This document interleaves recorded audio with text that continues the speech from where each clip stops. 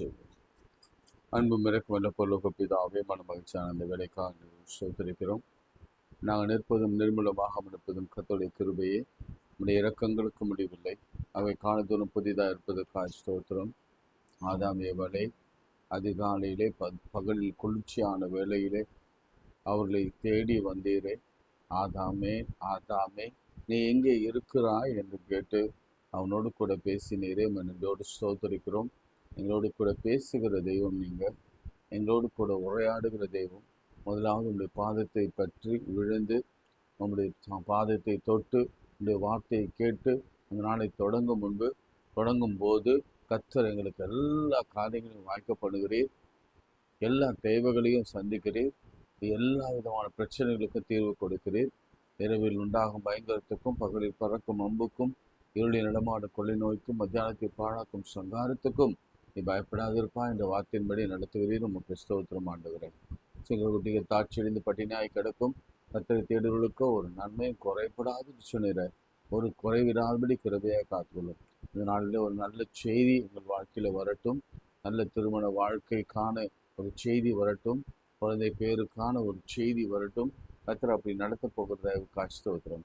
எல்லா வியாதியிலேருந்து, பலவீனத்திலேருந்து, வாதையிலேருந்து எங்களை விலைக்கு மீட்டு ரட்சிக்கிற கிறிஸ்துவுக்கு நன்றி செலுத்தி ஸ்தோத்தரிக்கிறோம்.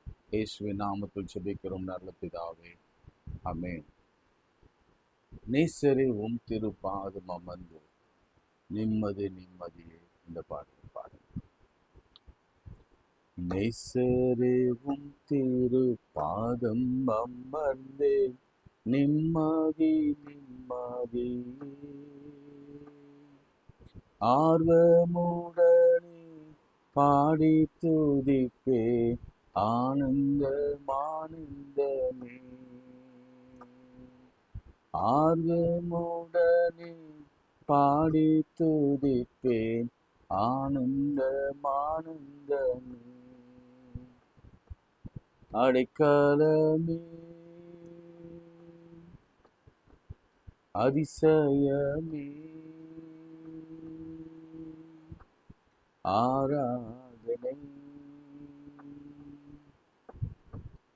ஆராதனை. அடைக்கலமே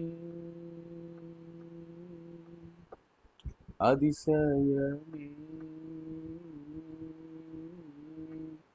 ஆராதனை ஆராதனை.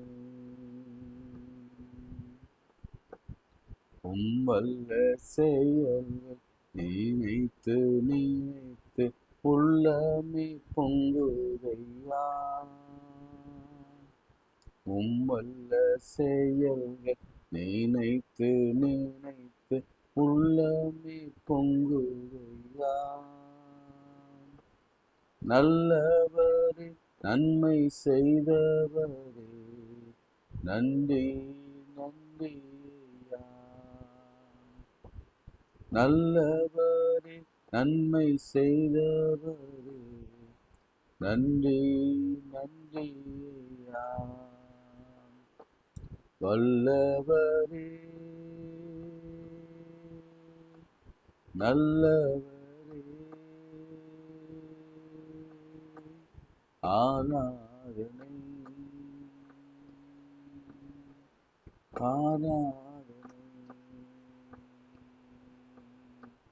வல்லவரே நல்லவரே ஆராதனை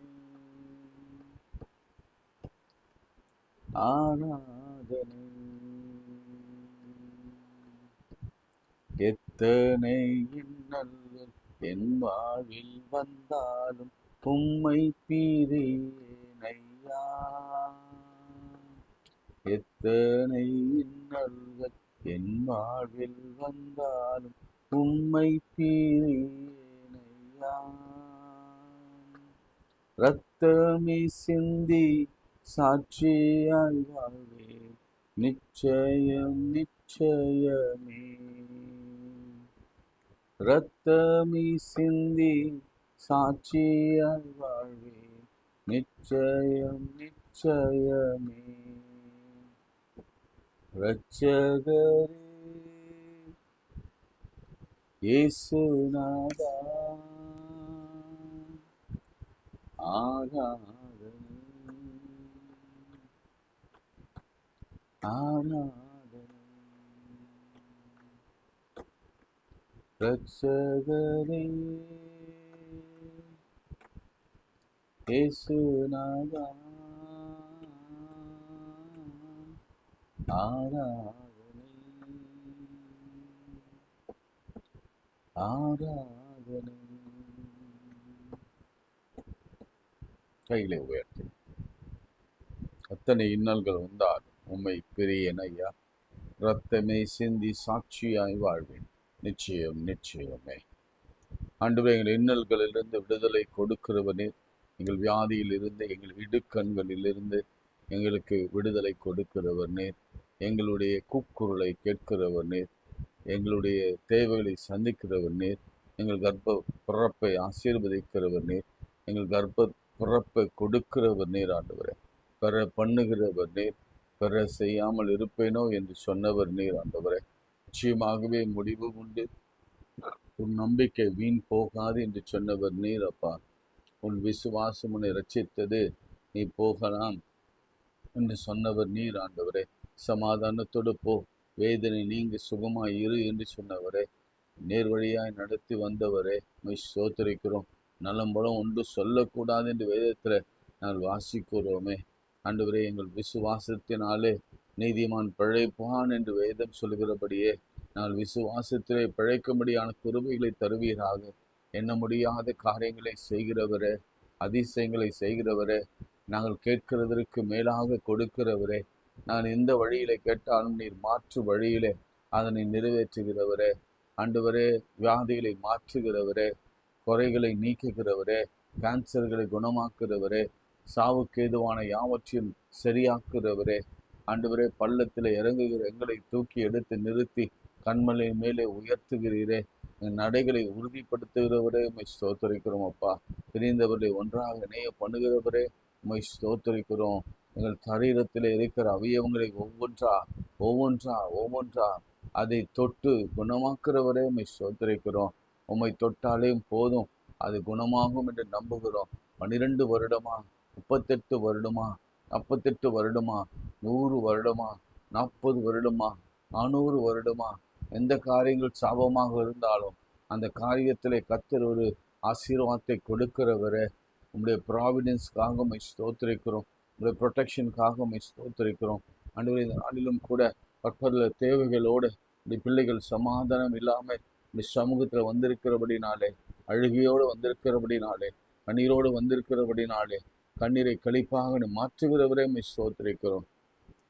இயேசுவின் நாமத்தில், என் நாமத்தினால் எதை கேட்டாலும் இதை தருவேன் என்று சொன்னவரே, உன் நாமத்தினாலே நாங்கள் எல்லாவற்றையும் கேட்கிறோம். அப்பா, எங்கள் தேவைகள் எல்லாவற்றையும் அறிந்து செய்கிறவரே உம்மை ஸ்தோத்திரிக்கிறோம். சிறுநீரகத்தை தொடுகிறவரே, கணையங்களை தொடுகிறவரே, பேங்க்ரியாஸை கொடுகிறவரே, ஆண்டவரே, அப்பட்டசைட்டை மாற்றுகிறவரே, மறைய செய்கிறவரே உம்மை ஸ்தோத்திரிக்கிறோம். வயிற்றில் எக்ஸ்ட்ரா க்ரோத் எதுவானாலும் சரி, அதை இயேசுவின் நாமத்திலே குணமாக்கிறவரே ஸ்தோத்திரம். இயேசுவே, உம்மை துதிக்கிறோம், உம்மை துதிக்கிறோம், உம்மை துதிக்கிறோம், உம்மை ஸ்தோத்திரிக்கிறோம். நீ நல்லவரும் வல்லவரும் சர்வ வல்லவருமாய் இருக்கிறீர். ஆண்டவரே, எங்களுடைய இருதயத்தின் வேண்டுதல்களையும் எண்ணங்களையும் நீர் ஆராய்ந்தறிந்திருக்கிறீர். ஏற்ற வேளையில் அந்த காரியங்களை முடிவு பண்ணுகிறீர். ஸ்தோத்திரம். நல்ல திருமண வாழ்க்கை ஏற்படுத்துகிறீர். நன்றி செலுத்துகிறோம். கணவனில் மனைவியிலே காணப்படுகிற குறைவுகளை கிறிஸ்து இயேசுக்களால் நிறைவாய் மாற்றுகிறவரே ஸ்தோத்திரம். இன்று நல்ல ஒரு வாகனம் கொடுக்கிறவரை, இன்று நல்ல ஒரு ரிஜிஸ்ட்ரேஷன் நடத்தி வைக்கிறவரை, இன்று எங்கள் பிஸ்னஸில் ஒரு வாழ்க்கையை உண்டு பண்ணுகிறவரே உமக்கு ஸ்தோத்திரம்.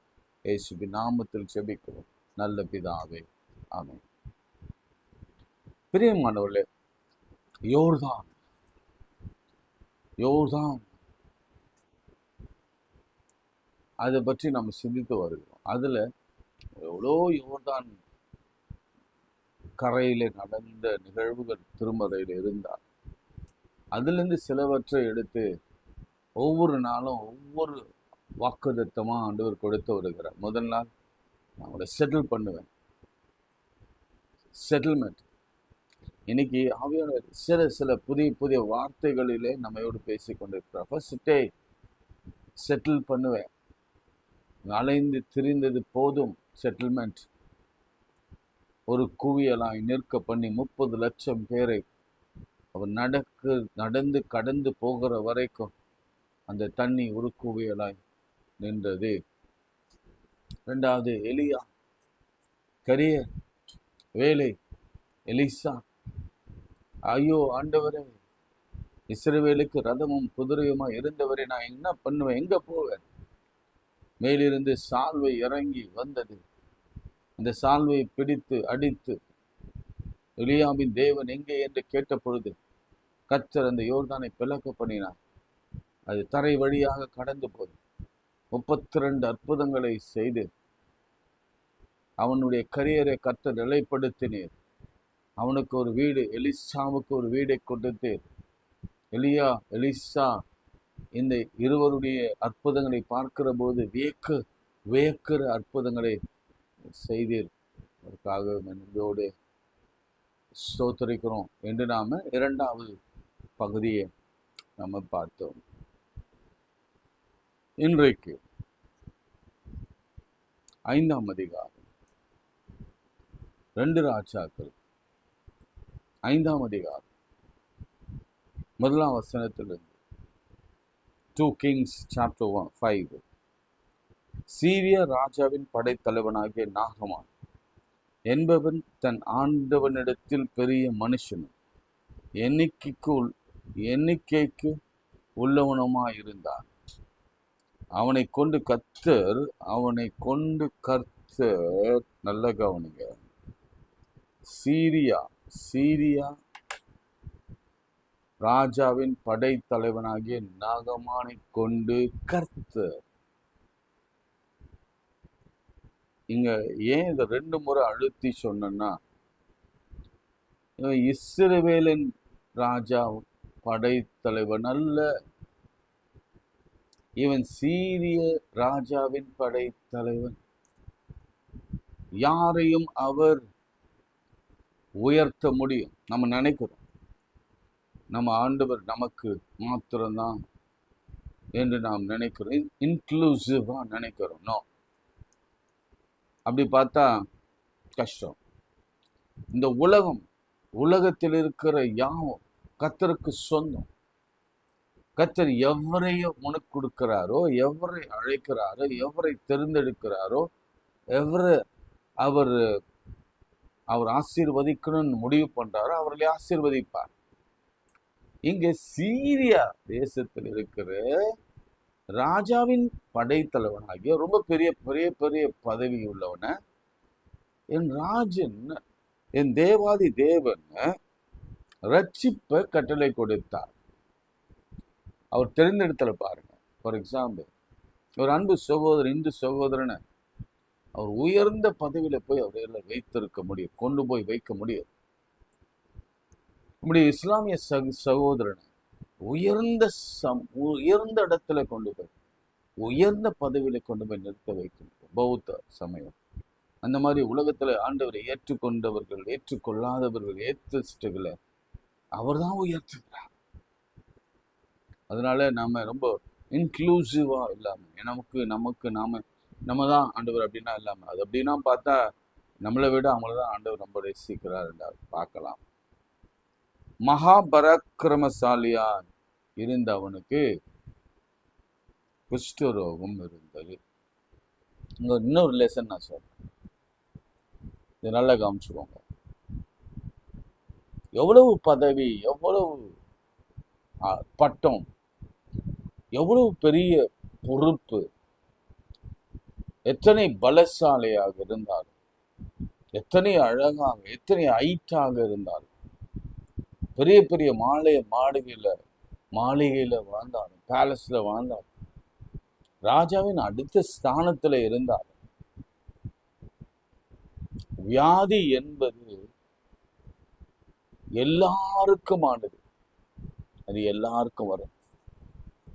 ஏழைகளுக்கும் வரும், நடுவர்க்கத்திற்கும் வரும், பணக்காரருக்கும் வரும், ரிச்சஸ்ட் மேன் இந்த வேர்ல்டுக்கும் வரும்.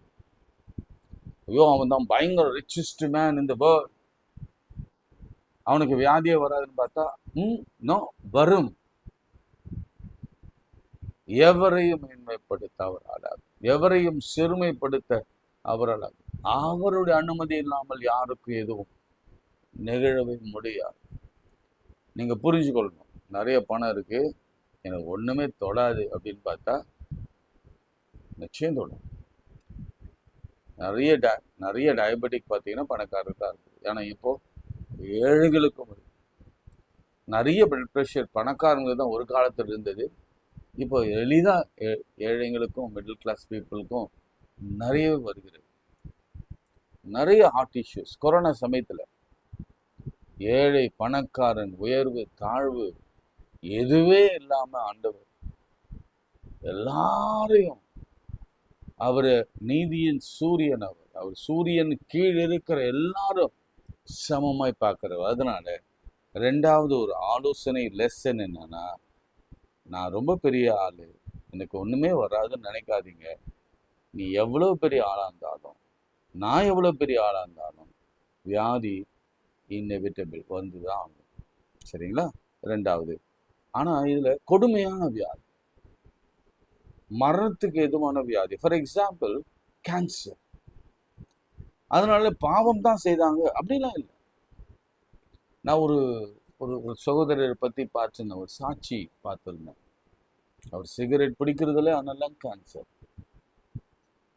கணையத்துல கேன்சர், அவர் பாடி முழுசும் அந்த கேன்சர் செல்களிலே இருந்தது. அவர் சொன்னார், எனக்கு எந்த கெட்ட பழக்கம் இல்லை, ஆனா கேன்சர் வந்தது, கடவுள் அதுல இருந்து எனக்கு விடுதலை கொடுத்தார். சர்வைவல்ல அவர் லிஸ்ட்ல வந்தார். அதன் பிறகு நான் போய் நிறைய பேருக்கு இந்த கேன்சர்ல இருந்து எப்படி வெளியே வருவது என்பதை குறித்து நான் பேசுகிறேன் என்று சொல்லி அவர் சொன்னார். ஒருவேளை அதோட ஒரு காரணமாக இருக்கலாம். இந்த நாகமான், இந்த எலிசா ஏன் எவ்வளவு முக்கியமானவர்கள் என்று நான் சொல்வேன் என்று சொன்னால், யோவான் 4ஆம் அதிகாரம், லூக்கா 4ஆம் அதிகாரத்துல இயேசு கிறிஸ்து சில மேற்கோள்களை மாத்திரம்தான் அவர் காட்டியிருக்கிறார். எலியாவை குறித்து, எலிசாவை குறித்து சில மேற்கோள்கள். அதுல இந்த மேற்கோள் மிக முக்கியமாக இந்த நிகழ்ச்சி அமைந்திருப்பதனாலே இந்த அற்புதம், யோர்தானில் நடந்த இந்த அற்புதம் மிக முக்கியமானது. லூக்கா 4ஆம் அதிகாரம் 28ஆம் வசனம். இதை நீங்க மனசுல வச்சுக்கோங்க. இதுதான் நமக்கு அப்ளிகேஷன். கர்த்தர் நம்மோடு கூட பேச விரும்புகிற சில காரியங்கள், நாம் முடிவெடுக்க வேண்டிய காரியங்கள், நாம் மனம் திரும்ப வேண்டிய காரியங்கள், நாம் ஆண்டவரிடத்திலிருந்து நன்மை பெற்றுக்கொள்ள முடியுமா முடியாதா என்று நாம் முடிவெடுக்க வேண்டிய காரியங்கள் தான் இருக்கிறது. 28ஆம் வசனத்துல 27ஆம், அல்லாமலும் எலிசா தீர்க்கதரிசியின் காலத்திலே இஸ்ரவேலுக்குள்ளே அநேக குஷ்டரோகிகள் இருந்தார்கள். ஆயினும் சீரிய தேசத்தானாகிய நாகமானே அல்லாமல் அவர்களில் வேறு ஒருவனும் சுத்தமாக்கப்படவில்லை என்று சத்தியத்தின்படியே உங்களுக்கு சொல்கிறேன் என்றார். பார்த்தீங்களா? இயேசு இந்த அற்புதத்தை என்டாஸ் பண்றாரு. அது சொல்றாரு, எவ்வளோ பேருக்கு குஷ்டரோகி இருந்தாங்க, அதுல நாகமான் மாத்திரம் சுகமானான். இது உங்களுக்கு அப்ளிகேஷன். நீங்க நான் கடைசி அதை நம்ம புரிந்து கொள்ள போகிறோம். சரி, அடுத்த வசனம். சீரியாவின் தண்டுகள் புறப்பட்டு இஸ்ரவேல் தேசத்திலிருந்து ஒரு சிறு பெண்ணை சிறைப்பிடித்து கொண்டு வந்தார்கள். அவள் நாகமான் மனைவிக்கு பணிவிடை செய்தார். சிறு பெண், என்ன வயசு இருக்கும்? நீங்களே யூகித்துக் கொள்ளுங்க, என்ன ஏஜ். திருமறையிலே அநேகர் சிறை பிடிக்கப்பட்டு கொண்டு போனார். எல்லாருடைய வாழ்க்கையிலும் பெரிய பெரிய அற்புதங்களை கர்த்தர் செய்தார். ஃபார் இன்ஸ்டன்ட், ஜோசப் சிறை பிடித்து கொண்டு போகப்பட்டான், சிறைச்சாலையில் வைக்கப்பட்டான், பேலஸ்ல வேலைக்காரனாக இருந்தான். அதுக்கப்புறம் சிறைச்சாலையின் அனுபவம், குழியில் இருந்து தூக்கி எடுக்கப்பட்ட நாளிலிருந்து அதன் கடைசியிலே தான் அவன் ராஜாவின் அடுத்த ஸ்தானத்துக்கு உயர்த்தப்பட்டான். அவன் பெயர் எழுதப்பட்டிருக்கிறது. பெருசா இருக்கு. அடுத்து எஸ்தர், அவளும் தாய் தகப்பன் இல்லாத ஒரு அனாதை பெண், சுரை பிடித்து கொண்டு போகப்பட்ட பெண். கர்த்தர் அவளை கொண்டும் தம்முடைய சித்தத்தை வெளிப்படுத்தினார். செத்தாலும் சாகுறேன், நான் ராஜாவிடத்தில் பிரவேசிப்பேன், எனக்காக வேண்டிக் கொள்ளுங்கள் என்று 3 நாள் அவங்க உபவாசம் இருந்து ஆண்டவரிடத்துல பிரவேசித்து, அதாவது ராஜாவின் இடத்துல பிரவேசித்து யூதர்களுக்கு விடுதலையும் சித்தப்பாவாகிய மொர்தெகாய்க்கு பெரிய பெரிய பெரிய விடுதலையும் வாங்கி பெற்றுக் கொடுத்தார். அவ பேரும் எழுதப்பட்டிருக்கிறது. அவளுடைய அதாவது அந்த முன்னிலைமை பின்னிலைமை வாழ்க்கை, அடிமையாய் சிறை பிடித்த வாழ்க்கை இது. அதன் பிறகு அவர் ராஜாத்தியாய் அந்த தேசத்தில் உயர்த்தப்பட்டார். யோசேப்பு அந்த அடிமைதனத்திலிருந்து குழியிலிருந்து ராஜாவின் அடுத்த ஸ்தானத்தை கொண்டு வரப்பட்டான்.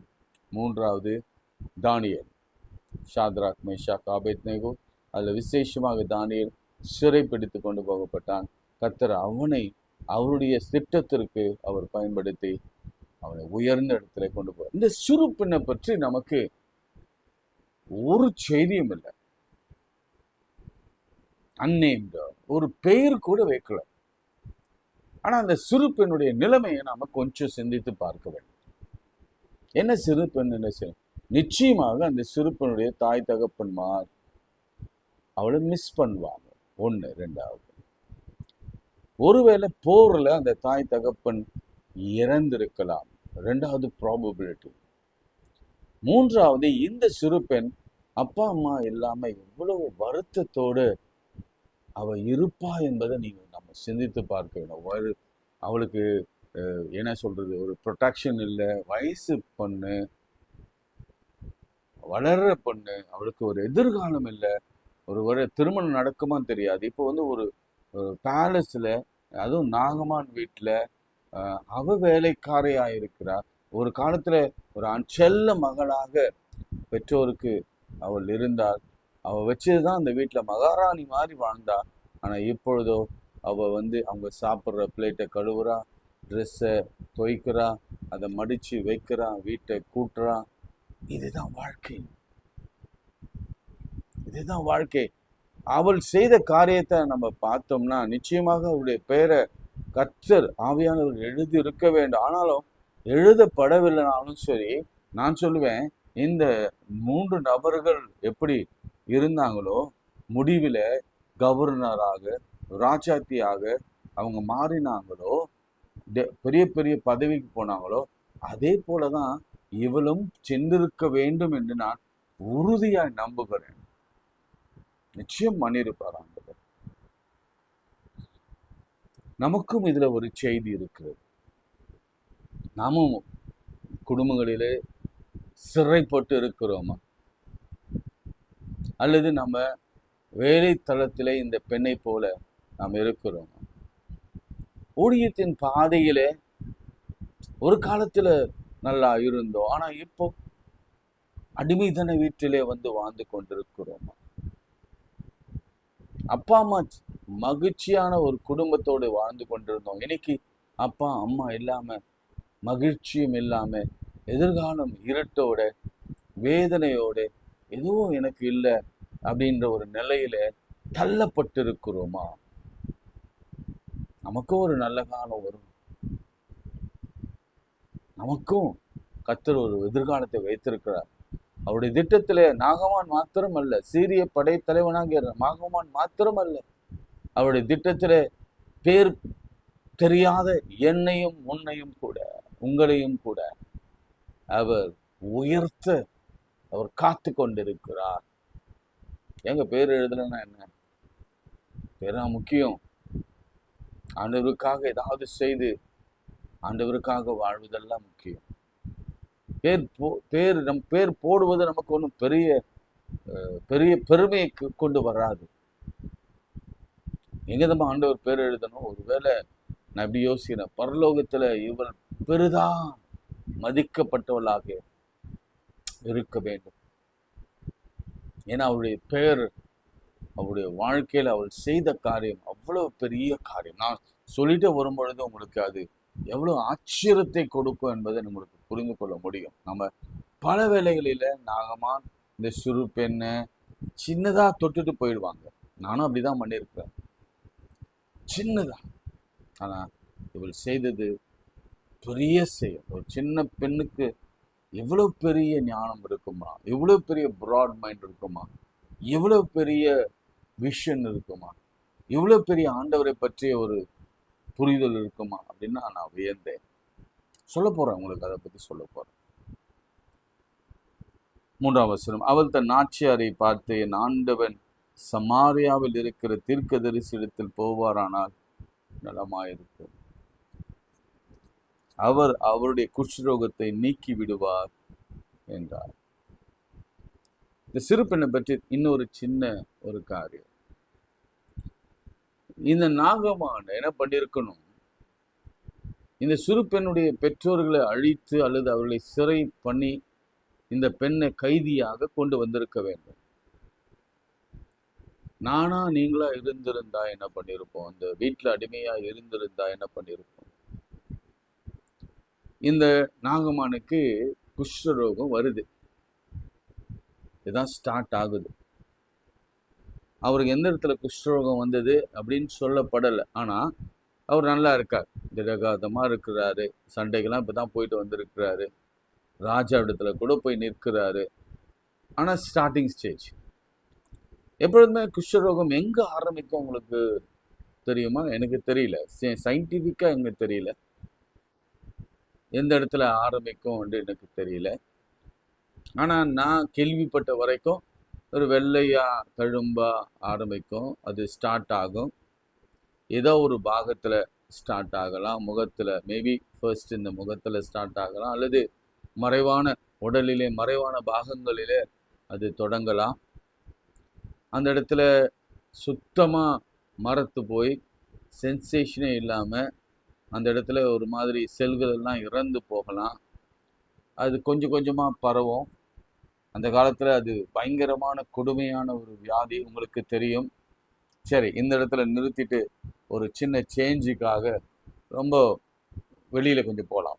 ஃபர்ஸ்ட் பைபிளில் யாருக்கு குஷ்டரோகம் வந்தது? இப்போ நீங்கள் சொல்கிறத நான் கேட்டேன், மீரியாமுக்கு வந்தது. எஸ், ஆனால் அது இல்லை கரெக்ட் ஆன்சர். கரெக்ட் ஆன்சர் என்பது முதல் இது வந்து லிட்ரலி கேட்டேன், நான் சொல்றேன், லிட்ரலி சொல்றேன், எழுத்தின் பூர்வமாக வேதாங்கமத்தில் முதலாக குஷ்டரோகம் வந்தது யாருக்கு என்றால் மோசேக்கு. என் ஆண்டவரால் கொடுக்கப்பட்டது. ஆண்டவர் சொல்றார், பார்வோனிடத்துல போய் கைய மடியில போடுப்பா. குஷ்டரோகம் வந்தது. அதை பார்த்துட்டு அரண்டு போன, திரும்ப மடியில போடு, குஷ்டரோகம் நீங்கிட்டு. அதன் பிறகுதான் இரண்டாவது முறைதான் இவங்க மீரியாமும் ஆரோனும் மோசேக்கு விரோதமாய் அவனுடைய திருமணத்து காரியங்களுக்காக அவனை எதிர்த்து நின்ற பொழுது அவனை பற்றி காசிப் பேசின பொழுது குஷ்டரோகம் வந்தது. அதில் கூட உங்களுக்கு ஹைலைட் பண்ணி காட்டினேன். ஆரோனுக்கு கர்த்தர் அதை கொடுக்கல, காரணம் அவன் ஆசாரியன். ஆனால் மீரியாமுக்கு கர்த்தர் கொடுத்தார், தீர்க்கதரிசியாக இருந்த பொழுதும் கொடுத்தார், ஆனாலும் குணமாக்கினார். அப்போது ஜெனரல் நாலேஜ் உங்களுக்கு யாராவது கேட்டாங்கன்னா நீங்கள் உடனே இமீடியட்டாக மீரியாமுக்கு அல்ல, முதல் யோசேப்புக்கு தான், மோசேக்கு தான் ஆண்டவர் குஷ்டரோகம் கொடுத்தார். அது அப்பொழுதே இமீடியட்டாக குணமாக்கிட்டார். அதுக்கப்புறம் மீரியாமுக்கும் கொடுத்தார், குணமாக்கிட்டார் என்று நாம் புரிந்து கொள்ள முடிகிறது. இப்போ திரும்ப அந்த பெண்ணுக்கு வரலாம். நாம அந்த இடத்துல இருந்துட்டு தான் என்ன செய்வோம்? இந்த மாதிரி ஒரு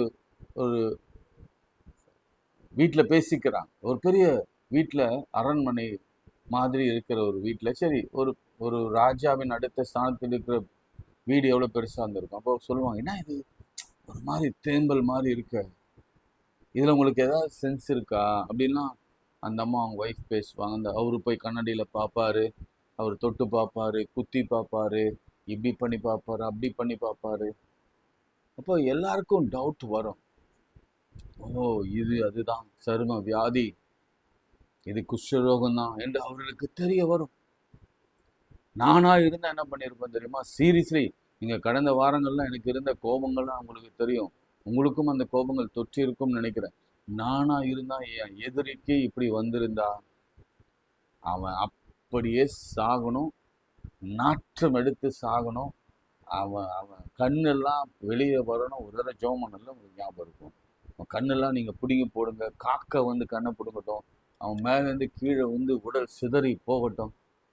ஆனாலும் அப்படி தானே பண்ணுவேன், நமக்கு அப்படி தானே தோணும்.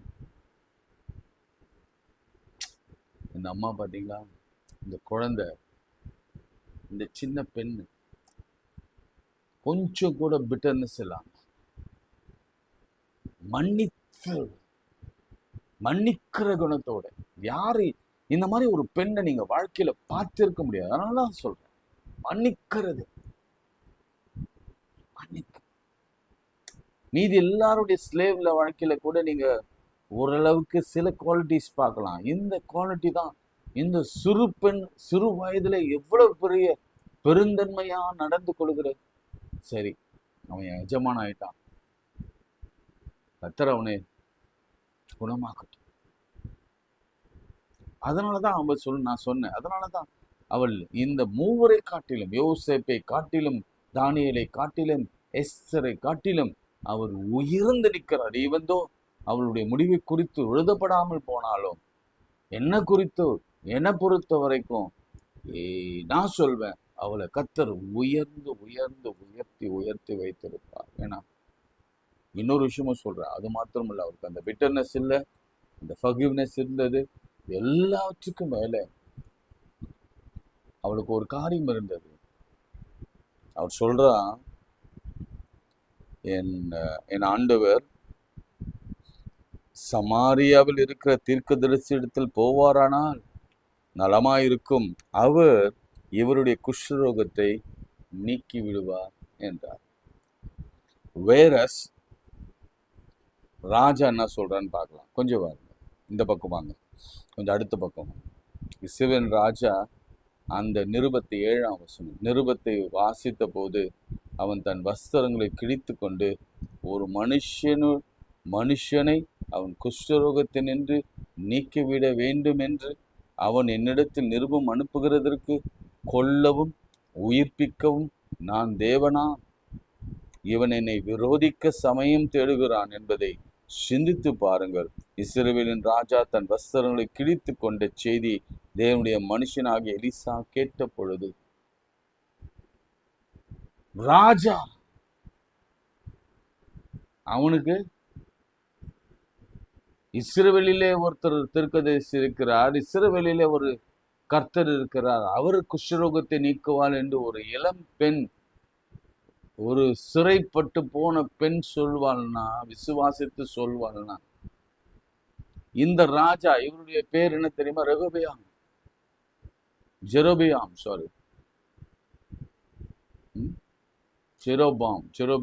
எஸ், நீங்க அதையும் கொஞ்சம் யோசிங்க. ஜெரோபியாம் தான் நான் படிச்ச மாதிரி ஞாபகம்.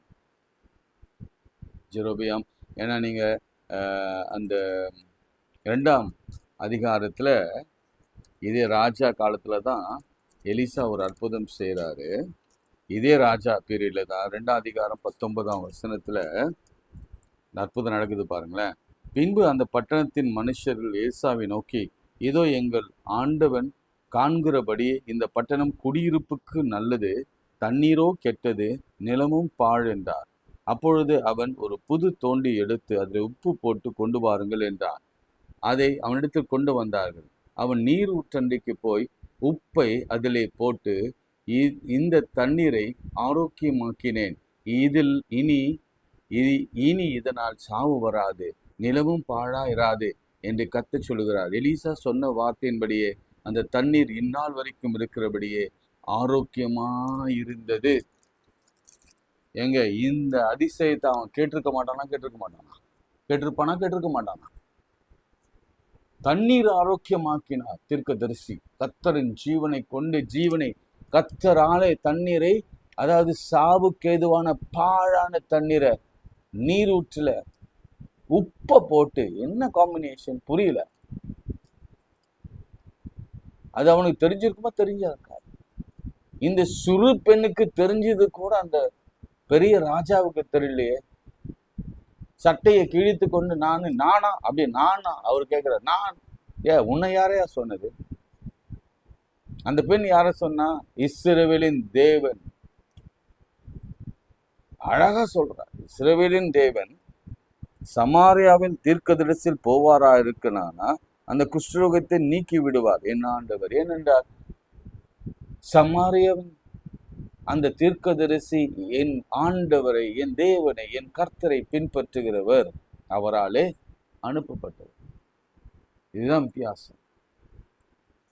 ஆபிரகாமின் விசுவாசத்தை காட்டிலும், சாராளின் விசுவாசத்தை காட்டிலும் இவள் விசுவாசம் பெரிது. சொல்லலாம்ல, பார்க்கவே இல்லை. இந்த அம்மா எந்த குஷ்டரோகி குணமாக்குறதை பார்த்தாங்க இந்த பாப்பா? இல்லை இல்லை. ஒருவேளை கேள்விப்பட்டிருப்பாங்க, அப்பா அம்மா சொன்னதை கேள்விப்பட்டிருக்கலாம்ல. அல்லது 2-3 ஆண்டுகளுக்கு முன்பாக நடந்திருக்கும், அல்லது 1 ஆண்டுகளுக்கு முன்பாக இந்த தண்ணீர் ஆரோக்கியமானது நடந்திருக்கும். கர்த்தர் மேல அவ்வளவு கான்பிடன்ஸ். பிசிக்கல் ஹீலிங் இங்க நடக்கவே இல்லை. எலிசாவின் வழியாக ஒரு பிசிக்கல் ஹீலிங் நடக்கல அது வரைக்கும். அடுத்தது பாத்தீங்கன்னா கூட கரடி அனுப்பி அநேகரை கொலை செய்யறாரு, அவ்வளவு. ஆனா கர்த்தர் இந்த சின்ன பெண்ணுக்கு கொடுத்திருக்கிற அந்த நம்பிக்கை அபாரமானது. நம்ம இன்னைக்கு ரொம்ப நேரம் எடுத்துட்டு பேச போறோம். காரணம், இந்த பெண்ணுடைய விசுவாசம் நமக்கு மிகவும் அவசியம். என் தேவன், என் ஆண்டவர். இந்த வசனம் தான் மிக முக்கியம். போவாரானார் நீக்கி விடுவார். நம்முடைய பிரச்சனைகளை நீக்கி விடுகிறவர் ஒருவர் இருக்கிறார். ஆமென் சொல்லுங்க. ரொம்ப முக்கியமான வார்த்தை இது. சில வார்த்தை தான் ஆண்டவர் நம்மோடு கூட காலையில இடைப்படுவார். நீக்கி விடுகிறவர் இருக்கிறார். இந்த வியாதியை நீக்கி விடுகிறவர், இந்த பலவீனத்தை நீக்கி விடுகிறவர், இந்த பிரச்சனைகளில் இருந்து நம்மை நீக்கி எடுக்கிறவர், விலக்கி மீட்கிறவர் ஒருவர் இருக்கிறார். இந்த பெண்ணை போல நீங்க நம்பணும், நான் நம்பணும். எஸ், என்னால இது கூடாதுதான், ஆனா என் தேவனால் எல்லாம் கூடும்.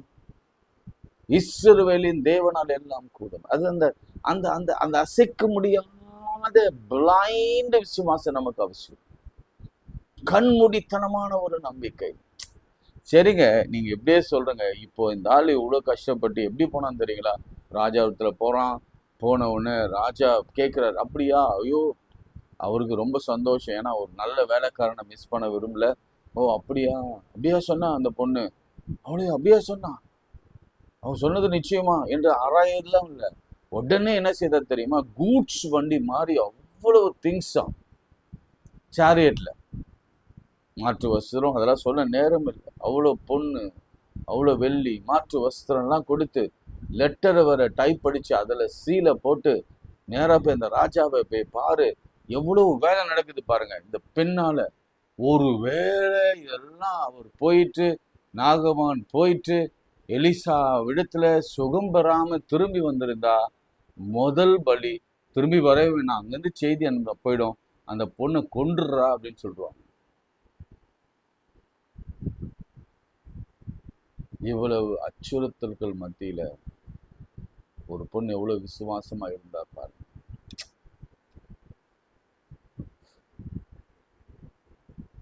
பெரிய விஷயம். இதுல ஒரு விஷயம் நான் உங்களுக்கு சொல்லி நான் ஜெபம் பண்ண விரும்புறேன். சங்கீதம் 105 எல்லாம் எடுத்துக்கோங்க. வித்தியாசமா இருக்கும். ஆண்டுடைய நடத்துதல் பயங்கர வித்தியாசமா இருக்கும். நம்ம ஒருவேளை ஏன் நமக்கு இந்த அடிமைதனம், ஏன் இந்த பாடு, ஏன் இந்த வியாதி, ஏன் இந்த பலவீனம், ஏன் இந்த இழப்பு, ஏன் எங்கள் அம்மா அப்பா என்னை விட்டு போகணும், ஏன் என் கணவன் என்னை விட்டு போகணும், ஏன் என் பிள்ளைகள் என்னை விட்டு போகணும், இந்த ஒரு பெரிய கேள்வியெல்லாம் இருக்கலாம்.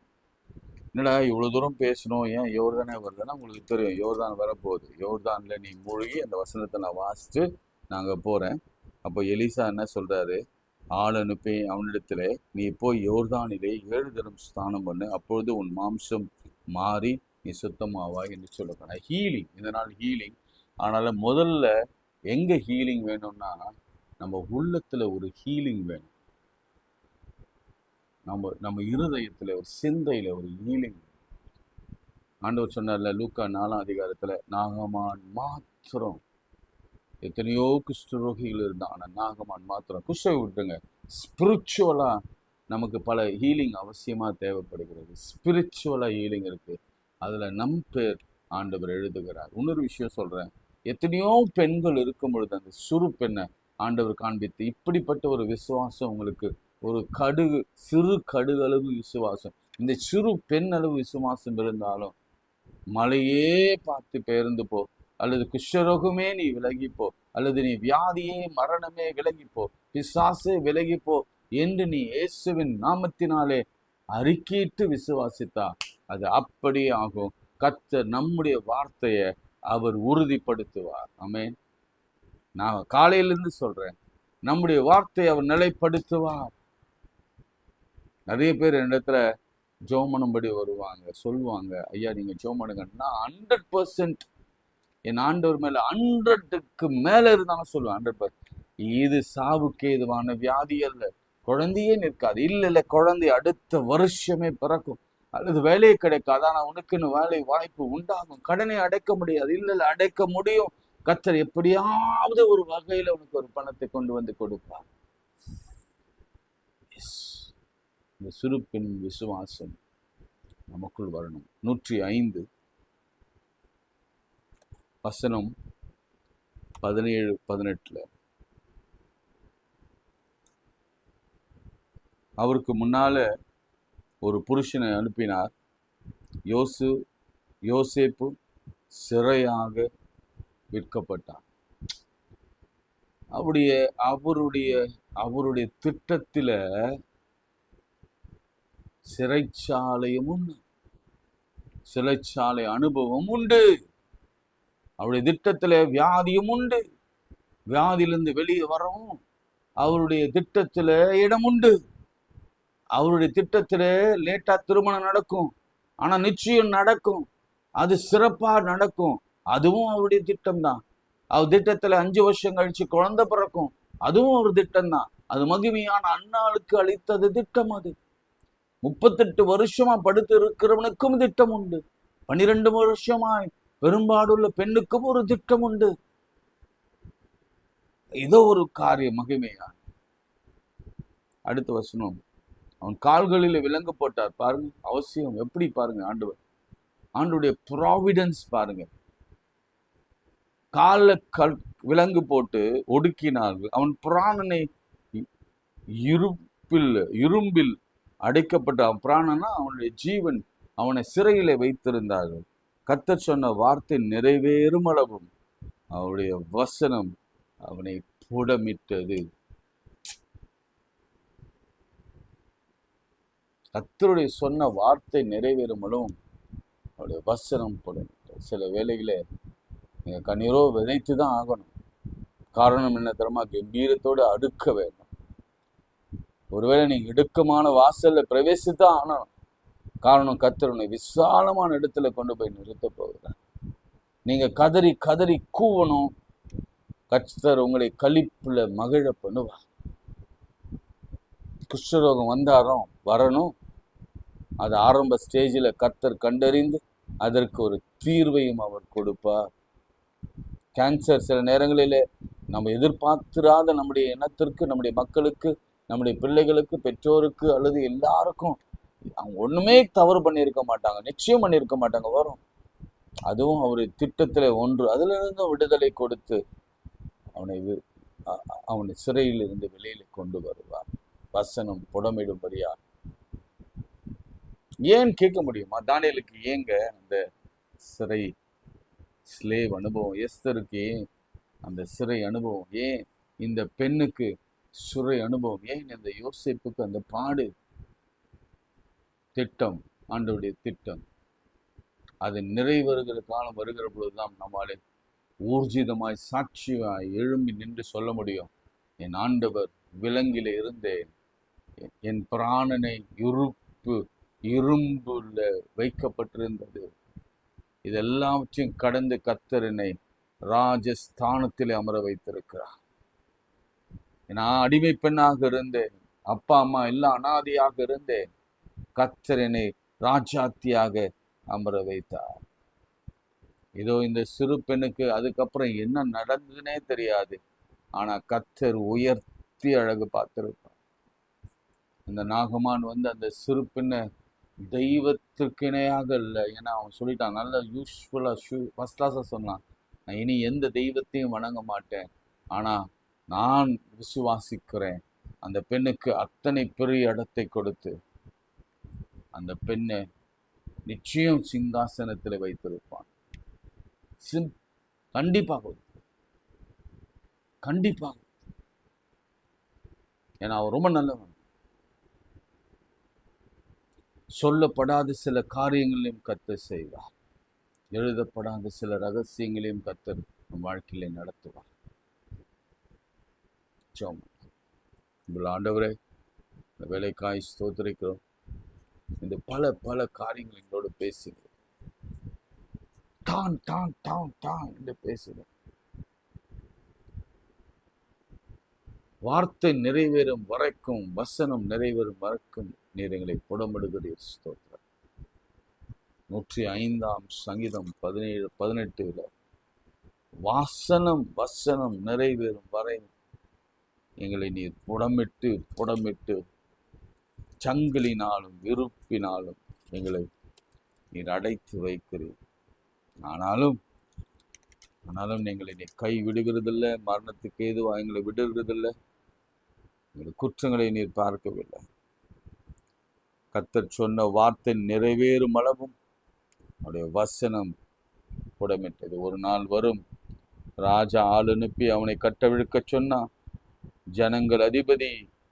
ஜனங்களின் அதிபதி அவனை விடுதலை பண்ணினார்கள். அவனே ராஜா பெரிய பொது பதவியை கொடுத்து ஆசீர்வதித்தார். சிறைச்சாலையிலே அதிகாரியாக இருந்தவர், வீட்டிலே மேனேஜராக இருந்தவர், நண்பர்கள் மற்றும் சகோதரர்களை எவ்வளவு நேசித்தபடினாலே அவர்களை மன்னித்து அவர்களுக்கும் உதவி செய்கிறவனாக மாறினார். ஆண்டவரே, அப்படி எங்களை மாற்றப் போகிற கிருபைக்காய் ஸ்தோத்திரம். ஆண்டவரே, அநேகர் எங்களுக்கு தீமை செய்தார்.